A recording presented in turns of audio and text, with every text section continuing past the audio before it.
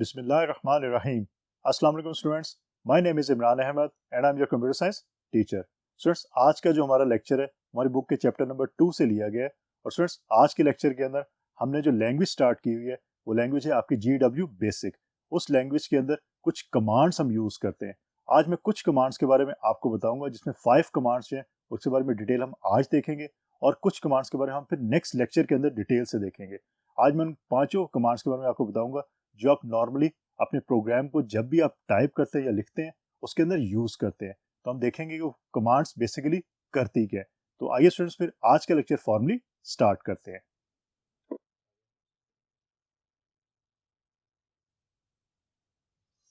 तो स्टूडेंट्स, याद रखिए कि हमारा चैप्टर नंबर 2 है जिसका नाम है data types, assignment and input output statements.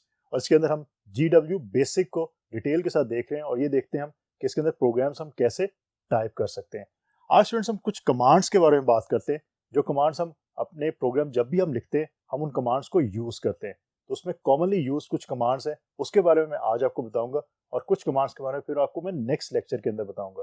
Students, इसके अंदर हम करेंगे ये कि हम कमांड्स को पहले उसकी थ्योरी देखेंगे कि वो कमांड करती क्या है, उसका सिंटैक्स हम देखेंगे और उसके बाद फिर हम प्रैक्टिकली करके उसको देखेंगे कि वो कमांड जो है अगर आप उसको प्रोग्राम के अंदर लिखते हैं तो वो कैसे परफॉर्म करती है।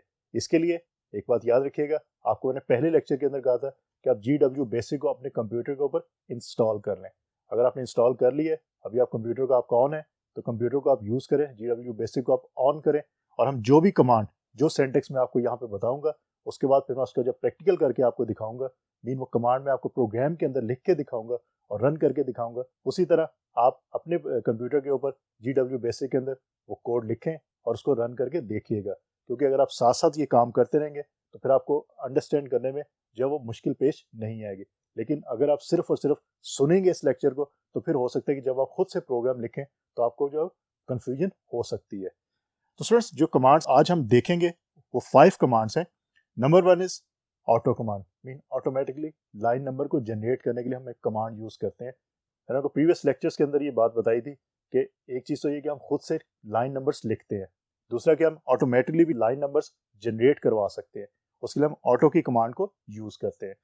उसके बाद क्लियर की कमांड हम यूज करते हैं और एक है हमारे पास CLS की कमांड, देन डिलीट की कमांड और फिर एडिट की कमांड। तो ये 5 जो हमारी कमांड्स हैं इनके बारे में मैं आज आपको डिटेल के साथ बताऊंगा, थियोरेटिकल भी बताऊंगा और फिर हम इसका प्रैक्टिकल भी करके देखेंगे। तो आइए फिर स्टार्ट करते हैं ऑटो की कमांड से। Let's see.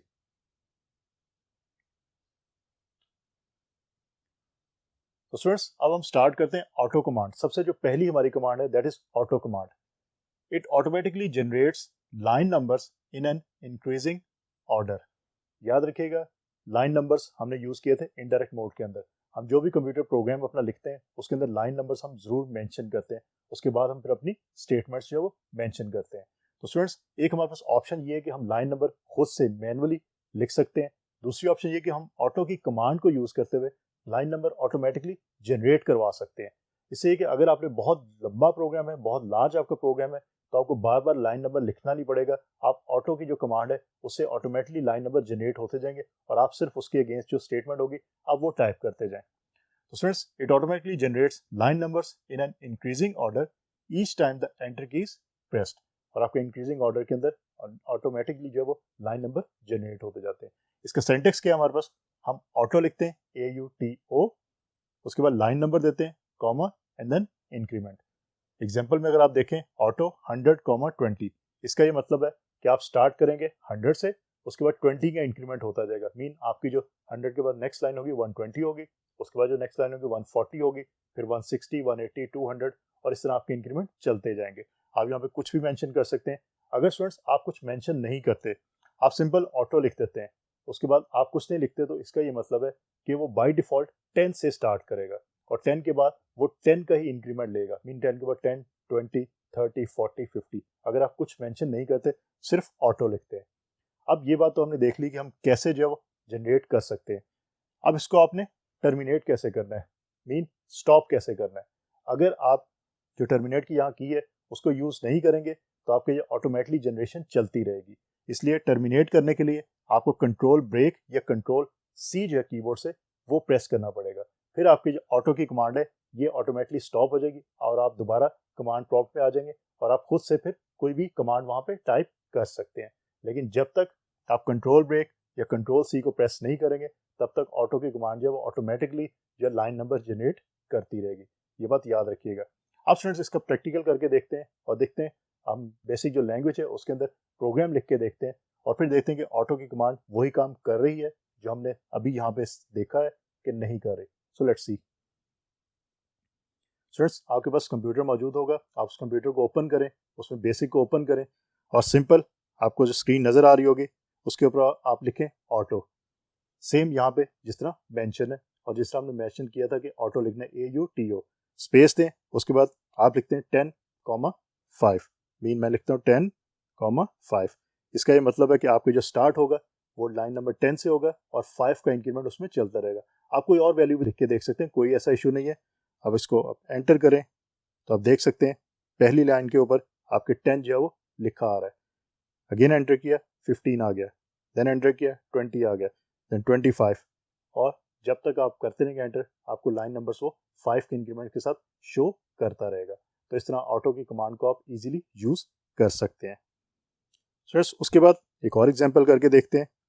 हम सिर्फ अब ये करते हैं कि ऑटो लिखते हैं, उसके बाद हम लाइन नंबर नहीं लिखेंगे, कॉमा लिखा मैंने और आगे लिखती है 5। मैंने आपको कहा था कि अगर हम लाइन नंबर मेंशन नहीं करते तो बाय डिफॉल्ट वो 10 से ही स्टार्ट करेगा, बाय डिफॉल्ट 10 वैल्यू से स्टार्ट किया जाएगा हर लाइन को। तो आप देखेंगे हमने कॉमा 5 लिखा, एंटर किया, पहली लाइन आपकी 10 आ गई। अगेन एंटर किया क्योंकि हमने इंक्रीमेंट 5 का यहाँ पे मेंशन कर दिया तो इसका मतलब कि 5 का इंक्रीमेंट होता जाएगा। तो 15 आ गया, अगेन एंटर किया, 20 आ गया, अगेन एंटर किया, 25 आ गया। तो इस तरह भी आप मेंशन कर सकते हैं। और स्टूडेंट्स उसके बाद एक और भी मेंशन है कि अगर आप ऑटो लिखते हैं, स्पेस देते हैं, आप डॉट कॉमा 5 लिखते हैं तो डॉट से भी यही होता है कि आपका जो करंट मीन आपका जो बाय डिफॉल्ट है 10 वहीं से आपका जो स्टार्ट होगा, तो वो भी आप मेंशन करके वो चेक कर सकते हैं। तो स्टूडेंट्स इस तरह आप ऑटो की कमांड को जो इजीली यूज कर सकते हैं और यूज करने के बाद लाइन नंबर्स को जो प्रिंट करवा सकते हैं अपने प्रोग्राम के अंदर। लेकिन याद रखिएगा अगर आपका स्मॉल प्रोग्राम है फिर आपको ऑटो की कमांड यूज करने की जरूरत नहीं है, फिर आप खुद से लाइन नंबर टाइप कर सकते हैं। लेकिन अगर आपका बहुत लार्ज आपका प्रोग्राम है तो फिर आप ऑटो की कमांड को जरूर यूज करें और फिर उसको आपने अगर स्टॉप करना है ऑटो की कमांड को तो कंट्रोल ब्रेक या कंट्रोल सी को आपने प्रेस करना है कीबोर्ड से, तो फिर आपकी ये कमांड जो है ये स्टॉप होगी, अदरवाइज ये स्टॉप नहीं होगी। तो इस तरह आप ऑटो की कमांड को यूज कर सकते हैं। उसके बाद हम देखते हैं अब हमारे पास जो दूसरी कमांड है दैट इज क्लियर कमांड। तो क्लियर कमांड की अगर हम बात करें, it sets the values of all numeric variables to 0, the value of all string variables to null open and closes all files. Students इसमें ये होता है बेसिकली क्लियर की कमांड ये करती है कि आपने जो वेरिएबल अपने प्रोग्राम के अंदर डिफाइन किए होते हैं उनकी जो वैल्यूज होती है उनको 0 कर देती है। अगर वो आपके न्यूमेरिक वेरिएबल्स हैं तो वैल्यू 0 हो जाएगी, अगर वो आपका स्ट्रिंग वेरिएबल है तो वैल्यू आपकी नल कहलाएगी। नल इक्वल टू आप कह सकते हैं 0, लेकिन वो 0 होता नहीं है क्योंकि स्ट्रिंग के अंदर आप 0 वैल्यूज कह नहीं सकते, आप नल वैल्यू का कॉन्सेप्ट जो वो यूज करते हैं। तो याद रखिएगा क्लियर की कमांड ये काम करती है। सिंपल इसका सेंटेक्स क्या है, क्लियर, CLEAR, क्लियर आप लिखेंगे तो ये इसका सेंटेक्स है। अगेन अब इसको प्रोग्राम के अंदर लिख के देखते हैं और देखते हैं क्लियर की कमांड बेसिकली करती क्या है। तो अगेन आप ओपन कर रहे हैं अपने GW बेसिक को और उसके अंदर हम सबसे पहले क्या करते हैं, एक वेरिएबल डिफाइन करते हैं। एक्स मैंने वेरिएबल डिफाइन किया और उसको मैंने वैल्यू साइन कर दी 100, जिस तरह आप देख रहे हैं। देन एंटर किया, ओके। देन उसके बाद मैं प्रिंट करूंगा एक्स को, तो एक्स की वैल्यू 100 जो है वो स्क्रीन पे नजर आ गई आपको।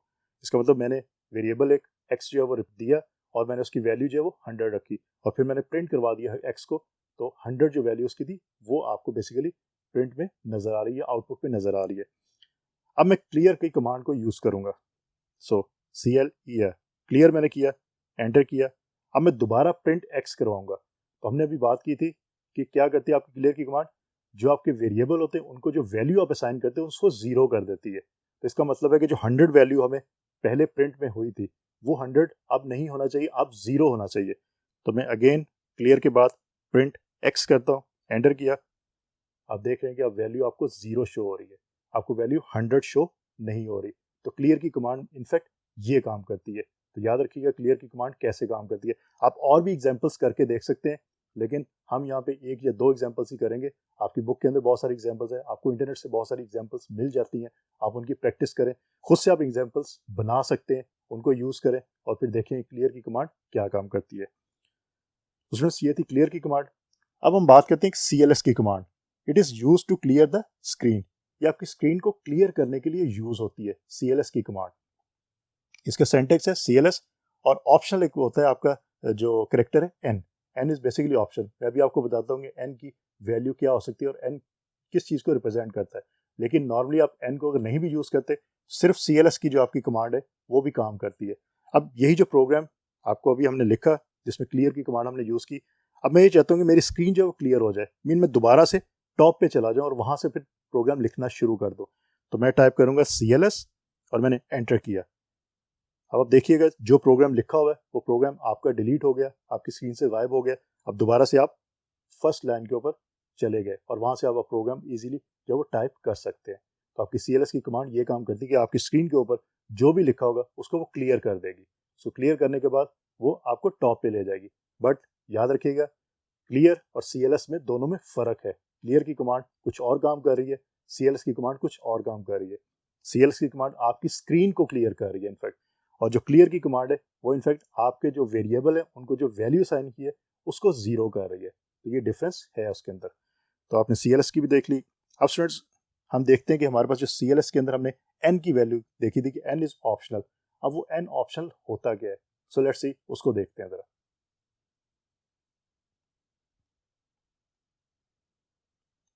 तो स्टूडेंट्स N जो ऑप्शनल था किसको रिप्रेजेंट करता है? अगर N की वैल्यू जीरो हो, N की वैल्यू या जीरो होगी या 1 होगी या 2 होगी, इन तीन वैल्यूज के अलावा कोई और वैल्यूज नहीं हो सकती। तो अगर जीरो हो तो clear the screen of all text and graphics. In fact अभी हमने ग्राफिक्स को जो यूज नहीं किया अपने प्रोग्राम के अंदर, लेकिन इसी चैप्टर के अंदर हम आगे जाके देखेंगे कि ग्राफिक्स को आप बेसिक के अंदर कैसे यूज कर सकते हैं। अब अगर आपके प्रोग्राम के अंदर ग्राफिक्स भी है और टेक्स्ट भी है, तो अगर आप दोनों को क्लियर करना चाहते हैं तो आप N की वैल्यू जीरो रख सकते हैं CLS और फिर ब्रैकेट के अंदर आप जीरो मेंशन करेंगे तो ग्राफिक्स भी आपकी जो क्लियर हो जाएंगी और उसके साथ साथ आपकी जो टेक्स्ट है वो भी स्क्रीन से क्लियर हो जाएगा। अगर आप 1 की वैल्यू रखते हैं N की तो क्लियर्स ओनली द ग्राफिक्स। अगर सिर्फ आपने ग्राफिक्स को क्लियर करना है स्क्रीन से तो क्या होगा, आप रखेंगे CLS और ब्रैकेट के अंदर 1 रखेंगे वैल्यू। अगर CLS ब्रैकेट के अंदर 2 होगा तो सिर्फ टेक्स्ट आपका जो वो स्क्रीन से गायब होगा, आपकी ग्राफिक्स जो स्क्रीन पे मौजूद रहेंगी। तो ये ऑप्शनल चीज़ है, इसको आप यूज़ करना चाहें तो कर सकते हैं। इनफैक्ट जब आप ग्राफिक्स को इम्प्लीमेंट करेंगे अपने प्रोग्राम के अंदर तब आपको इसकी ज़रूरत है, अदरवाइज आपको इसकी फिर ज़रूरत नहीं पड़ती। अदरवाइज आप सिंपल CLS की कमांड को यूज़ करते हैं। तो सर अब बात करते हैं एक बहुत important command, that is delete की कमांड। क्या आपने कोई चीज़ डिलीट अगर करनी है अपने प्रोग्राम में से तो कैसे करते हैं? It is use to delete program lines और line ranges of loaded program. आपने मेमोरी से प्रोग्राम एक लोड कर दिया, लोड करने के बाद आपकी स्क्रीन पे शो हो रहा है, आप कोई भी लाइन नंबर जो है उसको डिलीट करना चाहते हैं या आप रेंज देना चाहते हैं। फॉर एग्जांपल आप कहते हैं कि लाइन नंबर 10 से लेकर लाइन नंबर 20 तक, मीन 10, 11, 12, 13, 14, 15, 16, 17, 18, 19 और 20, ये आपकी जो लाइन्स है ये डिलीट हो जाए। तो आप रेंज भी दे सकते हैं, आप किसी एक लाइन को भी डिलीट कर सकते हैं। सिंटैक्स क्या है इसका? डिलीट लाइन नंबर, आप डिलीट लिखते हैं और आगे फिर उसका लाइन नंबर देते हैं। सर सबसे जो बेसिक का जो बेनिफिट है वो ये है कि इसका syntax it's very very easy, simple आपके इंग्लिश के वर्ड्स यूज हो रहे हैं इसके अंदर। तो ये बहुत इजी है इसको याद करना। आप इन कमांड्स को अगर बार बार यूज करेंगे तो आपको ये कमांड्स वैसे ही याद हो जाएंगी, तो इसकी प्रैक्टिस जरूर कीजिएगा। एग्जाम्पल में देखते हैं, डिलीट लाइन नंबर 70, इसका मतलब है कि लाइन नंबर जो 70 है वो डिलीट हो जाए। नेक्स्ट एग्जाम्पल है डिलीट 50 टू 150, इसका मतलब कि लाइन नंबर 50 से लेके लाइन नंबर 150 तक जो है लाइंस मौजूद है वो सारी की सारी डिलीट हो जाए। देन डिलीट डैश 80, इसका ये मतलब है कि आपका लाइन नंबर 1 से लेके लाइन नंबर 80 तक, मीन आपकी स्टार्ट ऑफ द प्रोग्राम से लेके लाइन नंबर 80 तक तमाम लाइंस जो वो डिलीट हो जाए। और अगर हम देखें डिलीट 120 डैश, मीन डैश अब नंबर के बाद है, तो इसका ये मतलब है कि 120 लाइन नंबर से लेके आपके एंड तक, मीन लास्ट लाइन तक जितनी भी लाइंस है वो सारी डिलीट हो जाए।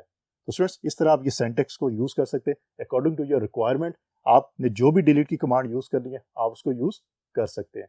आप इसका एक प्रोग्राम बना के देखते हैं और देखते हैं उसके अंदर डिलीट की कमांड कैसे काम करती है। So let's C. अगेन अपने GW बेसिक को ओपन किया और हमने सबसे पहले लिखा है लाइन नंबर 10, स्पेस दिया, अब वेरिएबल डिफाइन कर लेंगे, हमने लिखा जी let A is equal to 20, enter किया, लाइन नंबर 20 पे आए, let space B is equal to 30। A और बी हमने दो वेरिएबल डिफाइन कर लिए जिनको हमने वैल्यूज असाइन कर दी 20 और 30। अब 30 लाइन पे आए, नेक्स्ट लाइन 30 नंबर रखा उसका, लेट काउंट नाम का एक वेरिएबल डिफाइन किया और इज इक्वल टू उसकी वैल्यू हमने 0 रख दी। अब स्टूडेंट्स एंटर गिरा, लाइन नंबर 40 हमने लिखी, उस पर हम प्रिंट क्या करवा रहे हैं, print double quotes count is equal to, double quotes के अंदर काउंट इज इक्वल टू लिखेंगे। इसका ये मतलब है कि काउंट इज इक्वल टू जो एज इट इज आपकी आउटपुट के अंदर आपको शो होगा। देन उसके बाद a प्लस बी, और रिजल्ट जो है वो a प्लस बी करके आएगा, मीन 20 प्लस 30 रिजल्ट आपके पास आएगा। देन हमने प्रोग्राम को एंड कर दिया लाइन नंबर 50 के ऊपर, फिर रन किया आपने तो आपके पास रिजल्ट आ गया काउंट इज इक्वल टू 50। तो ये सिंपल प्रोग्राम हमने लिख लिया। अब हम डिलीट की कमांड जो यूज़ करते हैं इसके अंदर और देखते हैं कि डिलीट की कमांड कैसे काम कर रही है। फॉर एग्जाम्पल आप इसमें से कोई भी लाइन नंबर जो है वो डिलीट करना चाहते हैं। मैंने यहाँ पे जो एग्जाम्पल में लिखता हूँ जी डिलीट स्पेस लाइन नंबर 40, जो लाइन नंबर 40 है mean print count is equal to a plus b, ये लाइन जो है आपकी डिलीट हो जाएगी। आप कोई और लाइन भी करके देख सकते हैं, तो कोई इशू नहीं है ऐसा। तो लाइन नंबर 40 मैंने किया, ओके किया, रन किया। अब स्टूडेंट्स मैंने दोबारा देखना है कि मैंने जो लाइन डिलीट की थी वो लाइन डिलीट हुई है या नहीं हुई। तो उसके लिए एक कमांड यूज होती है that is called list, LIST। आपकी बुक के अंदर आगे मौजूद है वो लिस्ट की कमांड। हम नेक्स्ट लेक्चर के अंदर उसकी बात डिटेल से भी करेंगे, लेकिन यहाँ पे उसकी बात आ गई है तो आप इसको याद रखिएगा कि लिस्ट की कमांड आप जब यूज़ करेंगे तो उससे आपको प्रोग्राम जो आपने ऑलरेडी जिसमें से डिलीशन की है उस प्रोग्राम को दोबारा आपको शो करवा देगा। और आफ्टर डिलीशन अब मैं अगर लिस्ट LIST लिखा एंटर किया तो आप देख सकते हैं कि आपको इस लाइन नंबर 10 भी मौजूद है, 20 मौजूद है, 30 मौजूद है, लेकिन 40 यहाँ से डिलीट हो चुकी है क्योंकि हमने डिलीट 40 किया था। तो लाइन नंबर 40 आपकी कंप्लीट जो वो डिलीट हो चुकी है। उसके बाद लाइन नंबर 50 भी आपकी मौजूद है। तो इस तरह आप डिलीट की कमांड को यूज़ कर सकते हैं। आप स्टूडेंट्स इसके अंदर प्रैक्टिस करके देखिए, आप रेंज करके देखिए, आप 20 से लेकर 30 तक या 20 से लेकर 50 तक लाइन्स हैं उनको डिलीट करके देखें। ये प्रैक्टिस करके देखिएगा ताकि आपको ये कमांड जो है इसका क्लियरली पता चल जाए ये कमांड कैसे काम करती है। तो स्टूडेंट्स इस तरह आपकी जो डिलीट की कमांड है वो काम कर सकती है। अब हम चलते हैं आगे और देखते हैं हमारे पास जो एडिट की कमांड है वो कैसे काम करती है। So let's see. So students edit की command it is used to modify the program line. आपने जो प्रोग्राम लिखा है उस पर लाइन नंबर्स के ऊपर अगर आप मॉडिफिकेशन कोई करना चाहते हैं, कोई चेंज करना चाहते हैं, आप जो एडिट की कमांड को यूज करते हुए ये काम कर सकते हैं। कैसे? इसका सिंटैक्स देख लीजिए। एडिट आगे लाइन नंबर होता है और एडिट डॉट आप लिख सकते हैं। डॉट का क्या मतलब है? It refers current line, mean आप जिस लाइन पे मौजूद हैं उसी लाइन को अगर आपने एडिट करना है तो आप एडिट डॉट के नाम से एडिट या डॉट आप सिर्फ मेंशन कर सकते हैं। आपको कोई लाइन नंबर लिखने की फिर जरूरत नहीं है, आप सिर्फ डॉट वहां पे पुट कर सकते हैं। तो एग्जांपल है एडिट 140। एडिट 140 का मतलब है कि 140 नंबर जो लाइन है उसको आपने एडिट करना है। उसके बाद एडिट आप डॉट भी लिख सकते हैं। इसका मतलब जो करंट लाइन जिस पे आप मौजूद हैं उसी लाइन को आप एडिट करना चाहते हैं तो आपके एडिट की ऑप्शन जो है वो अवेलेबल हो जाएगी। अब स्टूडेंट्स इसी तरह इसका प्रोग्राम बना के देखते हैं और देखते हैं कि एडिट की कमांड कैसे काम करती है। So let's see again. GW basic को आप ओपन करें, लाइन नंबर 10 लेट ए। अब यहाँ पे मैं 3 वेरिएबल जो है वो डिफाइन करूंगा। a is equal to 10 enter, line number 20 space let b is equal to 20 enter, line number 30 let c is equal to 30 और फिर मैंने 40 पे उसको एंड कर दिया। तो यहाँ पे मैंने इसको एंड कर दिया। मैंने जस्ट जो है वो 3 जो है वो वेरिएबल डिफाइन किए। आप स्टूडेंट्स पूरा प्रोग्राम बना के देखें, उसमें फिर आप एडिट की कमांड को यूज करके देखिएगा। मैंने जस्ट जो है वो सिंपल एक प्रोग्राम बनाया, उसमें मैंने 3 वेरिएबल डिफाइन किए और फिर मैंने उसको एंड कर दिया। अब उसके बाद मैं करूंगा एडिट करूंगा मैं किसी भी लाइन को। मैं लिखता हूँ जी एडिट स्पेस 20। इसका मतलब है कि लाइन नंबर जो 20 है उसको मैं एडिट करना चाहता हूँ। आप स्टूडेंट्स प्रैक्टिस के तौर पर 20 को कीजिएगा एडिट, 10 को भी करें, 40 को भी करें। तो इस तरह जितनी भी आपकी लाइन है सबको आप एडिट करके देखें तो आपको प्रोग्राम जो सही रन हो रहा है या नहीं हो रहा है चेक कर सकते हैं आप। अब स्टूडेंट्स जब एडिट 20 लिखा एंटर किया, सो अब आपके पास जो नजर आ रही है आपको वो लाइन नंबर 20 आपको नजर आ रही है। आप कोई चेंजिंग कर सकते हैं। हम इसमें चले ये चेंज करते हैं, हम b की जो वैल्यू 20 थी हम उसको 200 कर देते हैं। 200 कर दिया, ओके कर दिया। अब मैं देखना चाहता हूँ कि जो मेरा प्रोग्राम था उसके अंदर ये चेंज सेव हुई है या नहीं हुई। अगेन लिस्ट की कमांड हम यूज़ करेंगे, LIST लिस्ट मैंने किया, एंटर किया।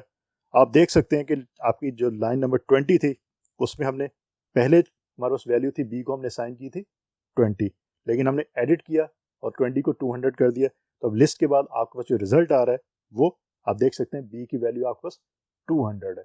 दूसरा आपने उसको एडिट किया, वो चीज़ सेव हो गई।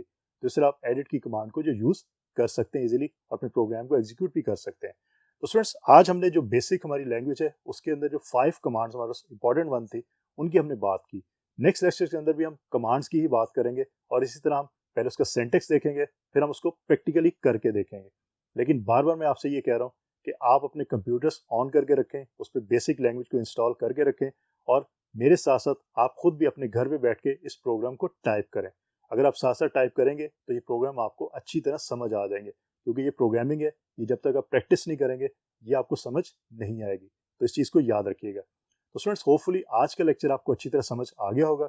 इंशाल्लाह अगली दफ़ा नए लेक्चर के साथ दोबारा मुलाकात होगी। तब तक के लिए अल्लाह हाफिज़।